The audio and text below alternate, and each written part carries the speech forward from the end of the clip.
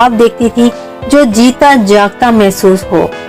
एक दोपहर जब माया अपनी दादी की अटैची को देख रही थी तो इसे एक अजीब पेंट ब्रश मिला।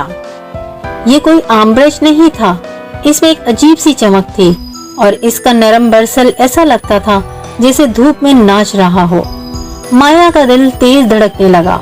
माया खुश होकर इसे घर ले आई, ये उम्मीद करते हुए कि ये ब्रश इसकी सबसे जादुई तस्वीर बनाने में मदद करेगा। जैसे ही माया ने ब्रश को छुआ, इसकी उंगलियों में झंझनाहट होने लगी। इसने अपनी पसंदीदा नीले रंग में ब्रश को डुबोकर एक पुरसुकून समंदर की तस्वीर कैनवस पर बनाना शुरू की। हर एक स्ट्रोक के साथ रंग घूमते और बल खाते और जल्द ही वो हैरत से देखने लगी कि समंदर चमकने लगा जैसे वो हकीकत में हो। अचानक इसके हाथ से ब्रश छलांग लगाकर